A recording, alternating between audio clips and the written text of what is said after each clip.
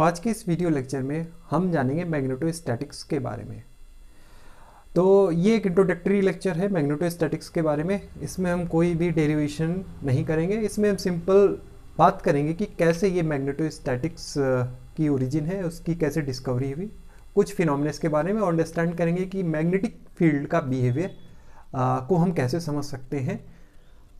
तो magnetic field की अगर हम बात करें तो मैग्नेटिक फील्ड एक मैग्नेट के थ्रू हमें ऑब्जर्व करने को मिलती है। जो भी नेचर में हमें कोई मैग्नेट हम देखते हैं उसके थ्रू हम मैग्नेटिक फील्ड, एक खास तरीके की फील्ड देखने को मिलती है जिसको हम मैग्नेटिज्म बोल देते हैं या मैग्नेटिक फील्ड हम बोलते हैं। तो अगर आप एक मैग्नेट बार ले लेते हैं, मान लीजिए सपोज आप एक मैग्नेट बार ले लेते हैं, छोटा सा हिस्सा, ये सब ने एक्सपीरियंस किया हुआ है और उसको मैंने ब्रीफली डिस्कस किया है मैग्नेटिक मटेरियल वाले जो हमारी प्लेलिस्ट है। तो इसमें एक पोल होगा दैट इज साउथ पोल, एक नॉर्थ पोल होगा। तो इसमें कुछ फील्ड की डायरेक्शन होगी, कुछ इस तरीके से आपको मैग्नेटिक फील्ड देखने को मिलेंगी जो कि साउथ से नॉर्थ की ओर आपको जाती हुई एक्सपीरियंस होंगी। इस तरीके से you can see this magnetic field. Okay, ये एक आपको मैग्नेट के सराउंडिंग्स में इस तरीके की फील्ड आप देख सकते हैं। पर क्या कोई और भी तरीका है ये मैग्नेटिक फील्ड प्रोड्यूस करने का? तो हाँ, we can also produce the magnetic field through a current carrying conductor. Means a current carrying conductor, a current carrying conductor also produces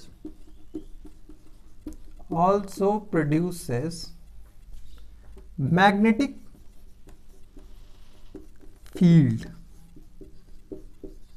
magnetic field.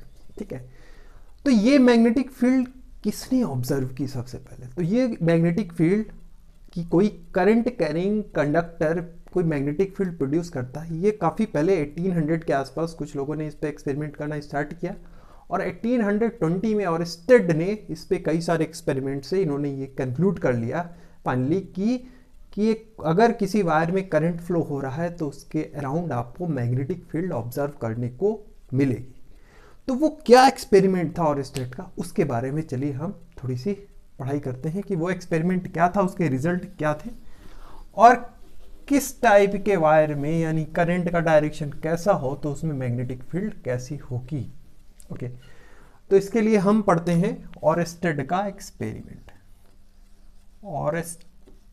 ऑरस्टेड experiment क्या था इनका एक्सपेरिमेंट, चलिए जानते हैं।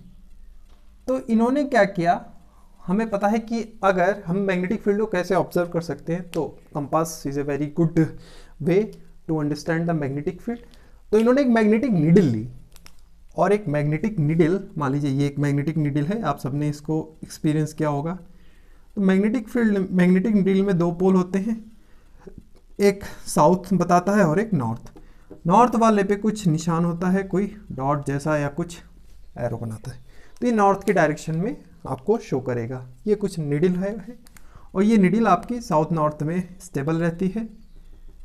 ये मैग्नेटिक नीडल में के पास अब हम लेके आते हैं एक वायर। ठीक, तो ये ऑरस्टेड ने सबसे पहले ये इस तरह के एक्सपेरिमेंट स्टार्ट किया। उन्होंने एक मैग्नेटिक नीडल के पास लेके आया एक वायर। तो ये साउथ है, ये नॉर्थ है और मान लीजिए अप साइड में वेस्ट है और डाउन साइड में ईस्ट है। ये मैं डायरेक्शन बना दे रहा हूँ, ये साउथ, ये नॉर्थ और ये इधर है आपका ऊपर में वेस्ट और नीचे ईस्ट, ये डायरेक्शन है इसमें। तो इसमें फॉरवर्ड डायरेक्शन में करंट फ्लो किया तो ये निडल में कुछ डिफ्लेक्शन आ गया। अब वो डिफ्लेक्शन किस साइड था? तो वो डिफ्लेक्शन जो है, वो डिफ्लेक्शन, ये मैं इसकी एक्सिस बनाता हूँ, ये इस तरीके से हमारी जो निडल है वो कर गई डिफ्लेक्ट।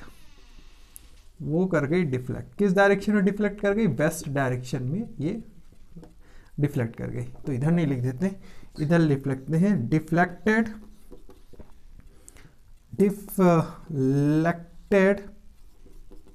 टुवर्ड्स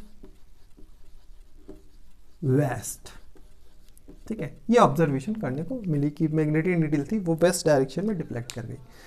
अब अगर हम इस करंट को क्या करें, रिवर्स डायरेक्शन में फ्लो करा दें, यानी करंट की डायरेक्शन पलट दें, तो क्या होगा, if we reverse the direction of the current, और याद रखेंगे मैग्नेटिक नीडल के ऊपर करंट फ्लो करा रहे हैं, तो जैसे ही हमने इसका डायरेक्शन बदला, यानी हमारी जो नीडल थी, ये नीडल है हमारी, ये नीडल, ठीक है, ये इसका साउथ है, ये इसका नॉर्थ है। अब ये फिर से डिफ्लेक्ट कर गई, अब इसका डायरेक्शन बदला तो नीडल का भी डायरेक्शन बदल गया। अब ये किधर डिफ्लेक्ट कर गई, अब ये जो हमारी नीडल है ये ईस्ट डायरेक्शन में डिफ्लेक्शन इसमें हमें देखने को मिला, यानी अब ये ईस्ट डायरेक्शन में डिफ्लेक्ट कर गई, न्यू डायरेक्शन मिली, axis S dash N dash, और हेयर दिस नीडल डिफ्लेक्टेड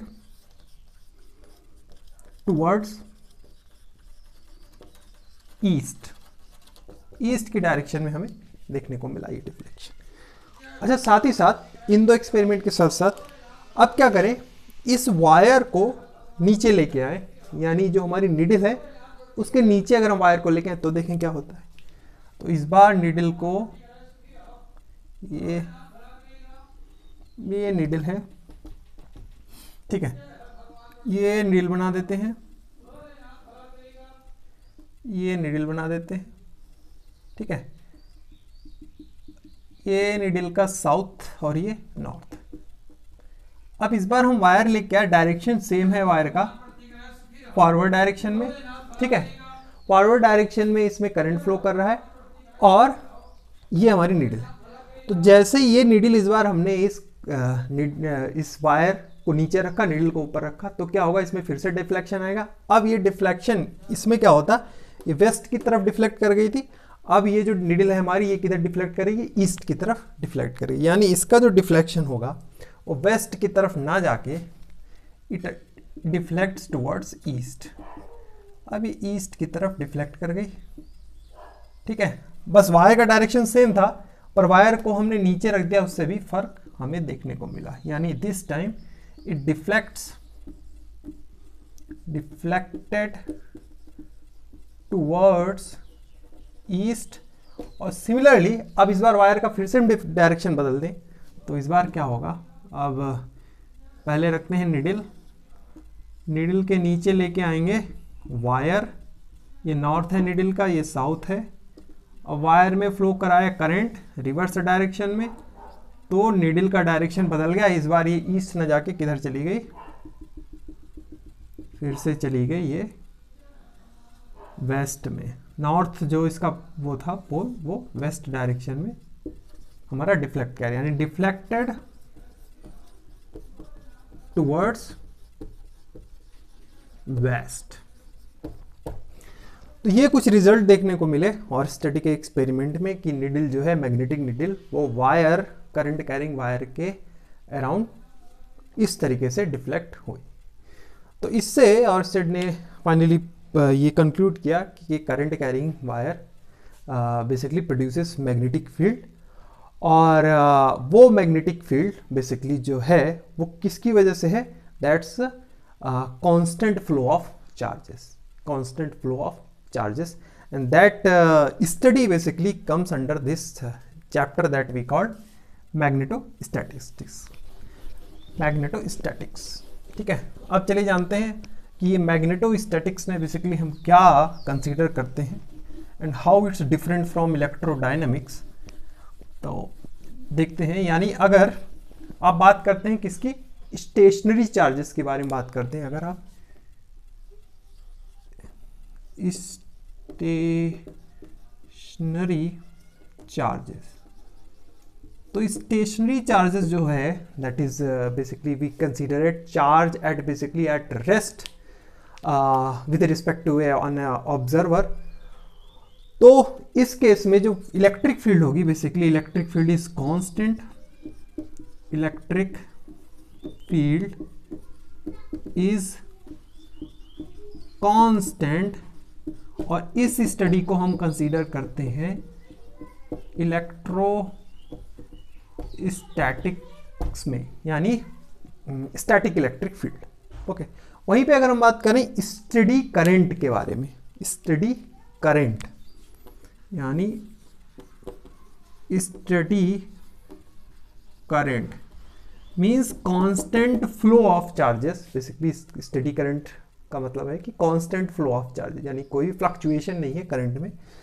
सो उस केस में आपको मिलेगी magnetic field, constant magnetic field, constant magnetic field.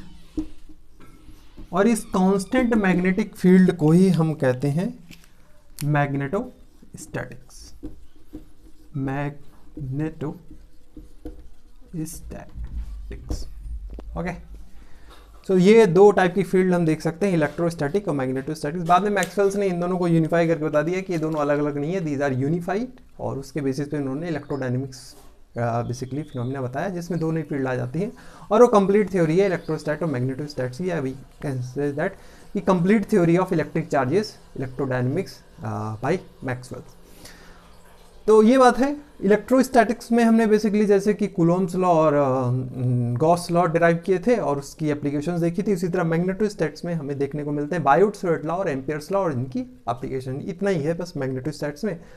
तो आगे के फ्यू लेक्चर जो हम, या इस प्लेलिस्ट में जो भी जितने भी लेक्चर हम बनाएंगे वो मैग्नेटोस्टैटिक्स पे बेसिकली रहेंगे, जिसमें कि आएगा बायोट-सवार्ट लॉ, एम्पियर्स लॉ, और इसके बेसिस पे हम मैग्नेटिक फील्ड निकालेंगे अलग अलग वायर के कॉन्फ़िगरेशंस के लिए। ओके, तो ये इस वीडियो में हम इतना ही रखेंगे। एक छोटा सा एक हमने इंट्रोडक्टरी लेक्चर था ये मैग्नेटोस्टैटिक्स में। आगे के लेक्चर में बेसिकली हम बायोट-सवार्ट लॉ लेके आएंगे। तो मिलते हैं फिर नेक्स्ट लेक्चर में, तब तक के लिए पढ़ाई करते रहें। Thank you.